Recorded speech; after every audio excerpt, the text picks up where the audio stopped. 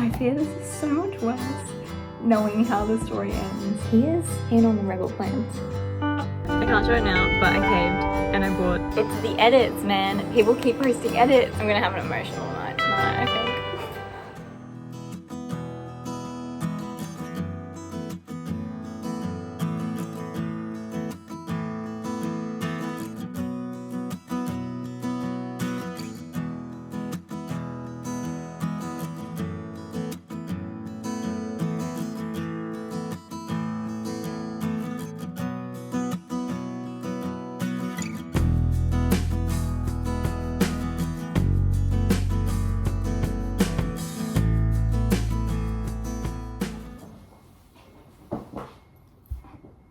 It's Sunrise on the Reaping release day.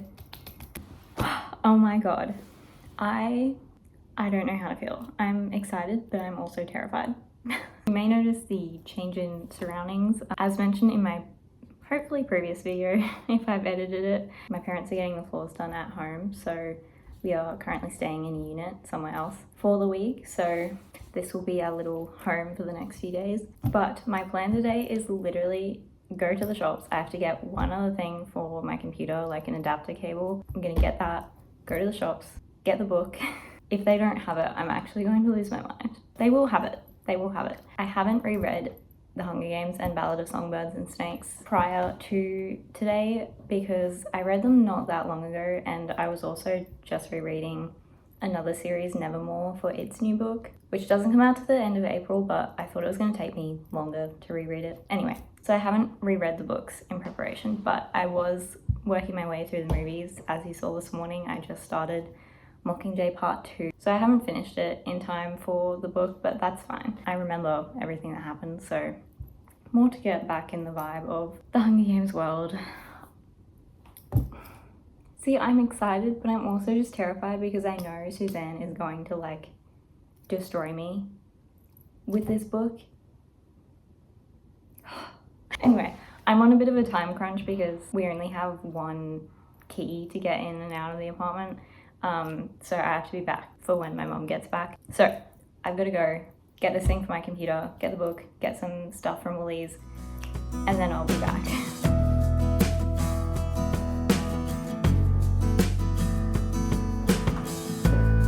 Computer thing ended up being a lot more expensive. Well, not a lot more, but more expensive than I had anticipated. Anyway, on to the shops and Sunrise on the Reaping.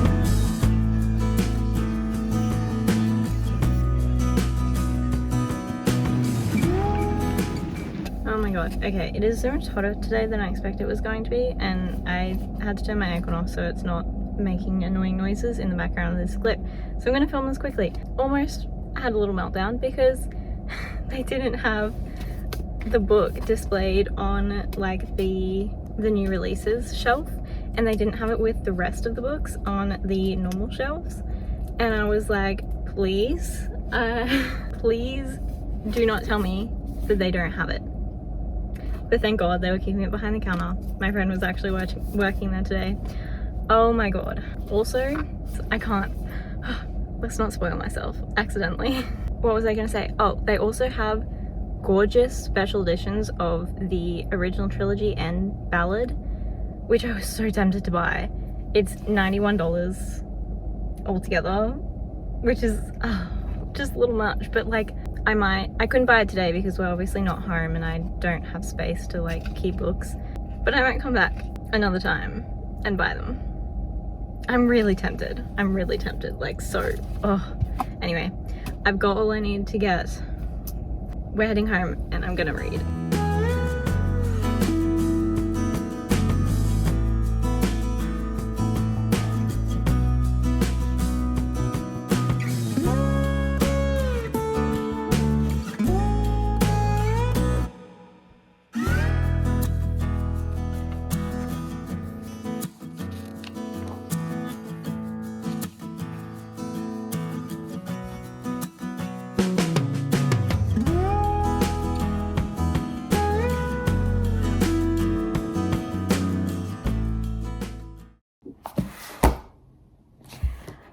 Guys, I fear this is so much worse, knowing how the story ends.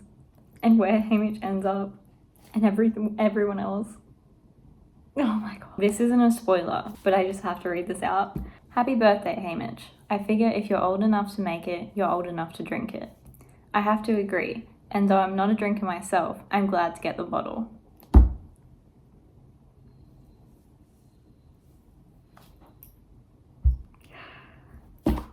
I was literally reading the back of this book and already getting emotional, and that's just the blurb. That is just the blurb. What do you mean? This is, God. This is going to be genuine torture.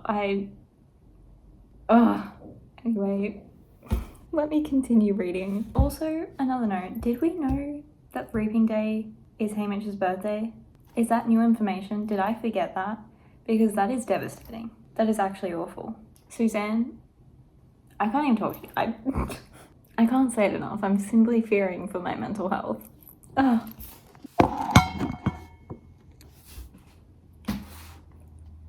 Oh my god. Okay, so I think we were all wondering if like we'd get connections between like Lucy Gray and the cubby and Katniss and like her parents and like family and whatever. Oh my god. This isn't even like fully confirmed, okay?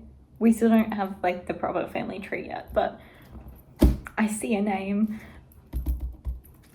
I need to calm down. I can't believe we're getting more information about the Hunger Games world.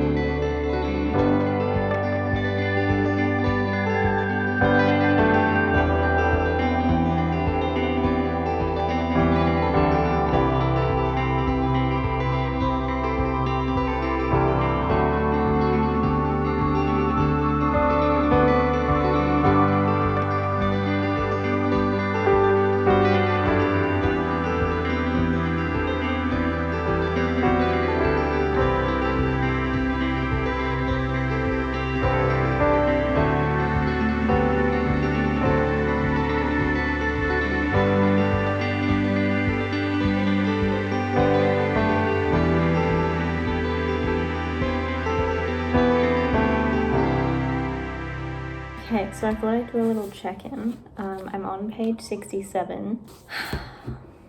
It is actually so much worse knowing how the story ends and like what happens and having to read through like the events. Oh.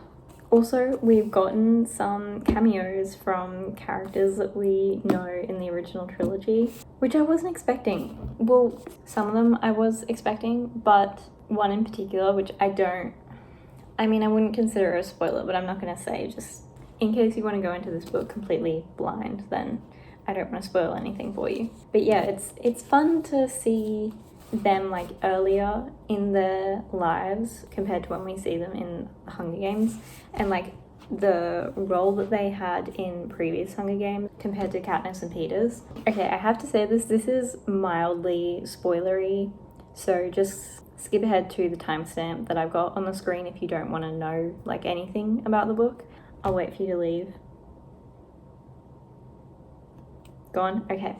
Lenore Dove reminds me so much of Lucy Gray. I'm gathering that she's Maud Ivory's daughter, I think, I'm pretty sure.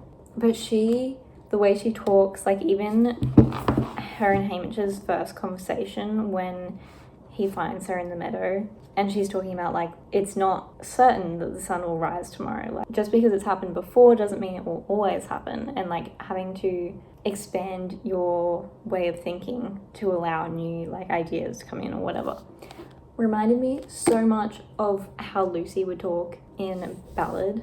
Anyway, I'm enjoying it so far. I mean, I'm not that far into it yet, but it's just sad.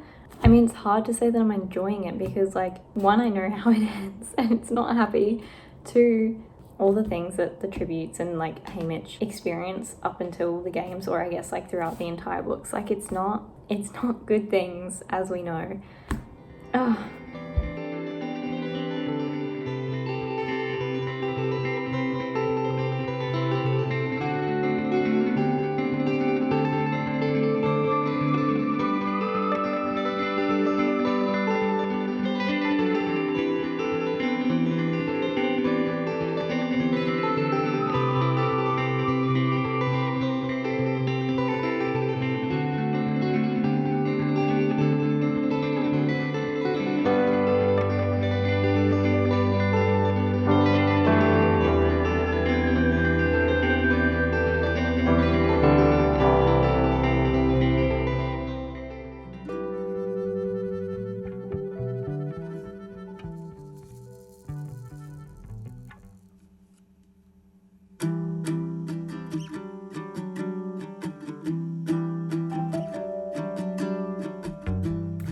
Hello.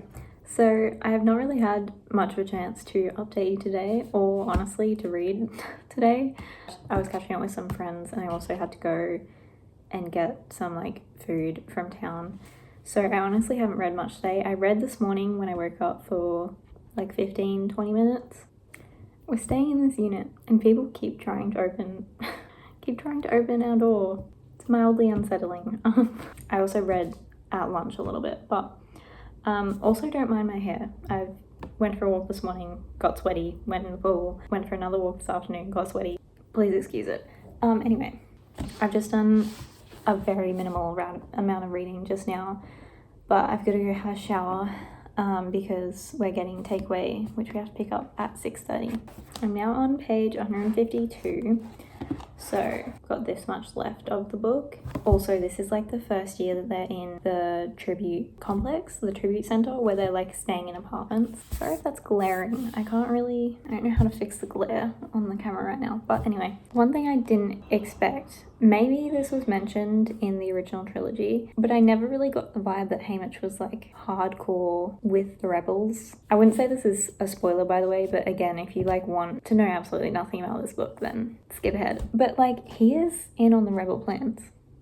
Like literally since even before he got reaped, he is like quite a little rebel, and I'm surprised. Obviously he was part of it when Katniss started showing like the potential to cause a difference and make a change, but I never really thought he himself was like particularly active in terms of being a rebel. I'm gonna take my glasses off because I feel like they're glaring on the camera as well. But since he's been raped, he's being such a little troublemaker. That surprised me, but I guess he has always been a troublemaker. I don't know. For some reason I wasn't expecting it. At least until like he got into the games. But I guess that's more so Katniss. Everything else she did was unintentional until she got into the games and was like, you know what, I've had enough. Let me show you what I think of you and your stupid games. But yeah, again, this is just interesting. I'm curious to see how it plays out because I honestly don't remember exactly how Haymitch won his games, but this is not necessarily how I thought it had gone.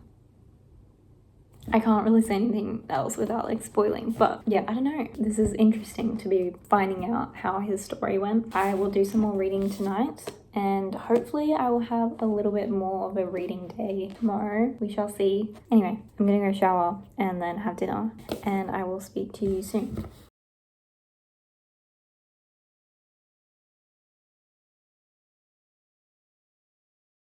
Guys, I can't show it now because it's in the back seat, but I caved and I bought the hardcover box set, special editions of The Hunger Games. I'm so excited. Anyway, I can't show it right now, but I'll show you later. Guys, okay, so I finally have a moment to sit down and show you the hardcover set. Oh my god. So I showed the clip the other day when I went into the bookshop to buy Sunrise on the Reaping, and I saw the special editions, which I had seen online actually, like, I don't know, a day or two before I bought Sunrise on the Reaping.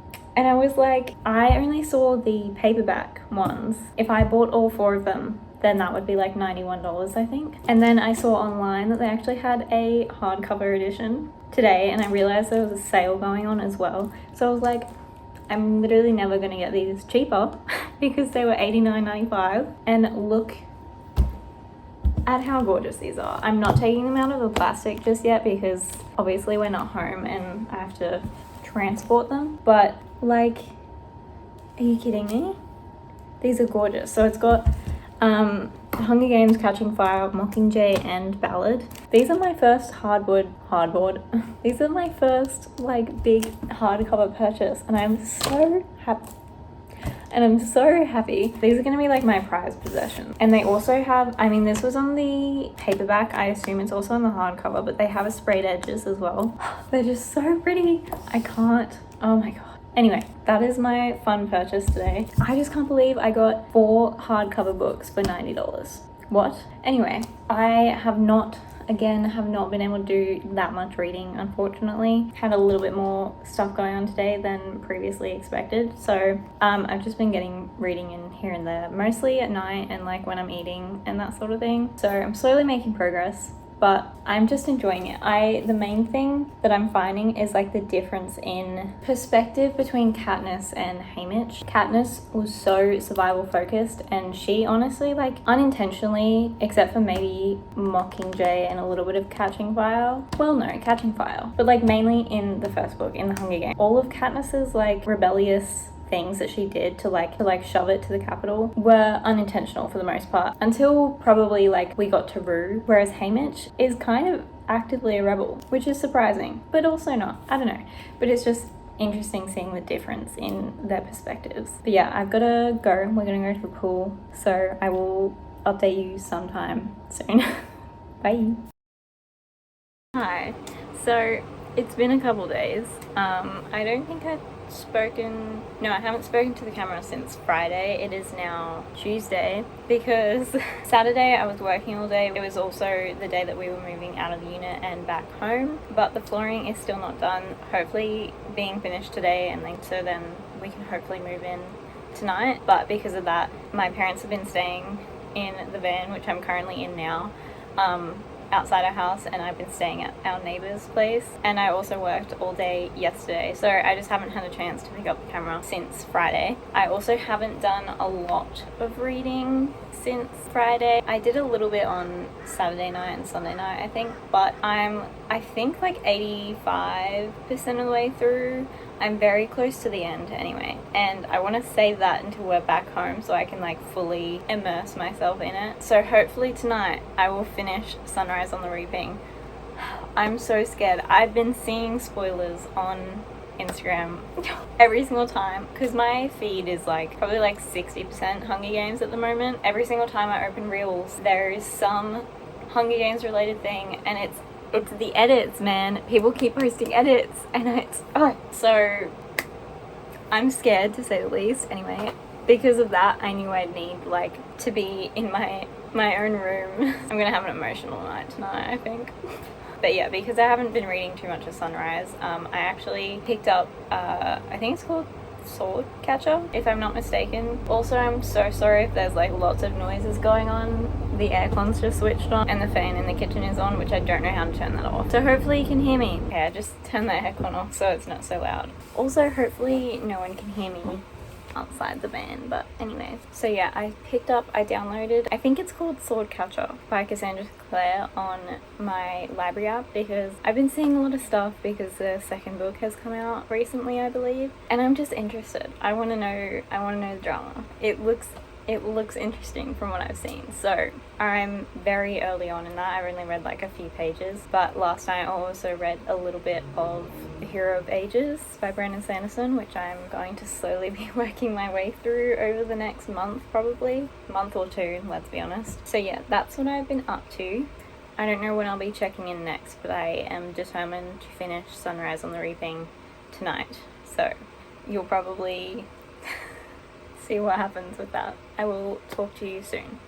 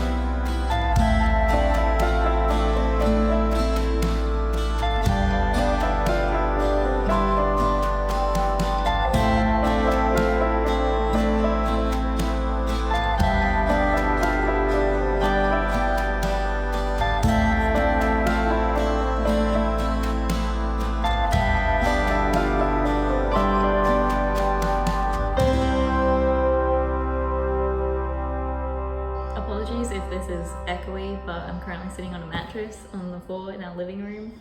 I was going to do some reading before I have to get ready to go to work. Oh my god, I just got to page 354, and if you read it, I just saw something. I don't know if I can continue. Ugh. Unfortunately, I need to read it at some point though. We're just gonna do it. Oh dear Lord.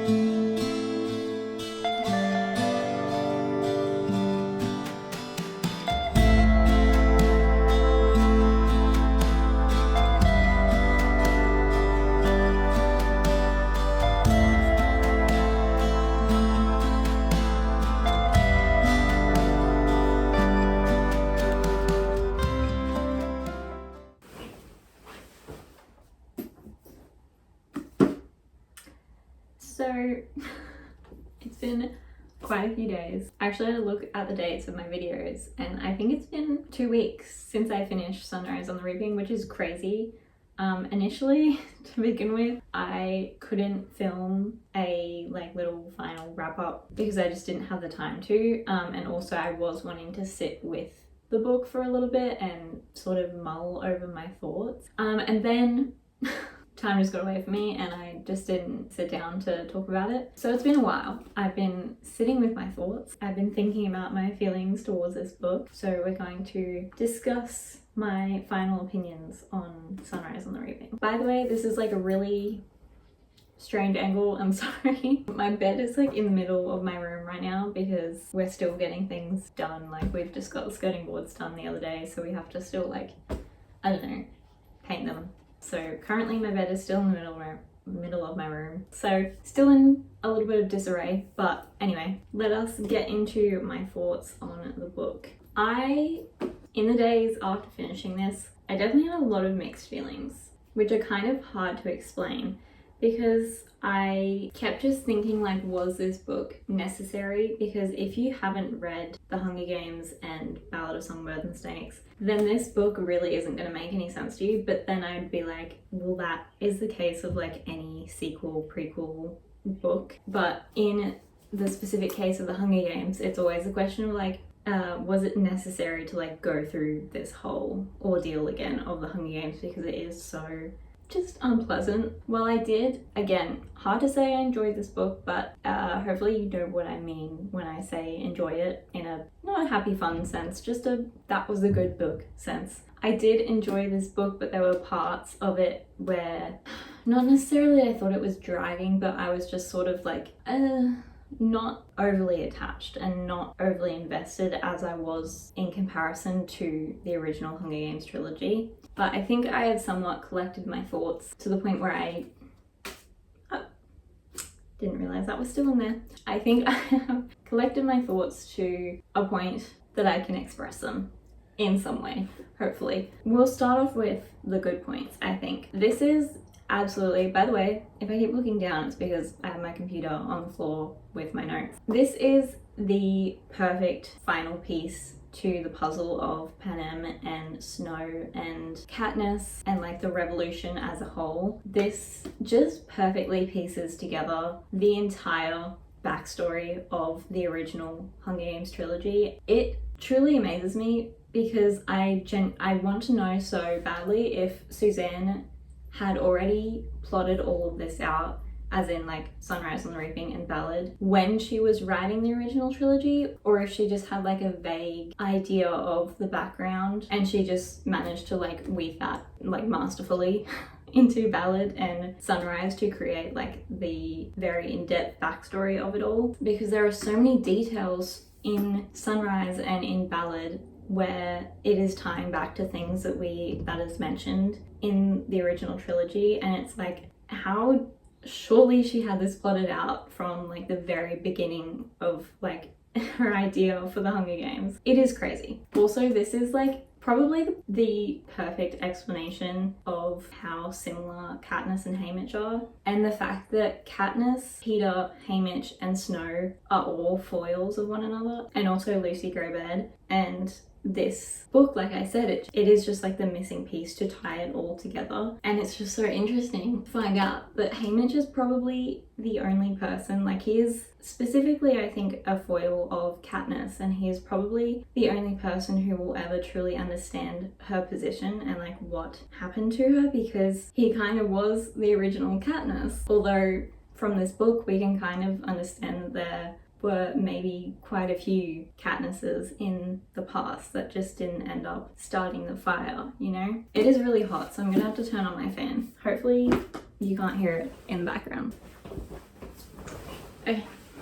Also, I did really enjoy Haymitch as a main character. It was honestly devastating to see like how empathetic of a person he was and how caring he was towards like all the people around him. And honestly, the first thing that like really triggered a reaction out of me when reading this book that sparked the tears was the realization that like he was such a caring person and like always looking out and trying to protect the people around him, only to have that all like thrown back in his face, and then for him to become like a recluse and kind of, how would we describe Haymitch? Pre-original trilogy, post Sunrise.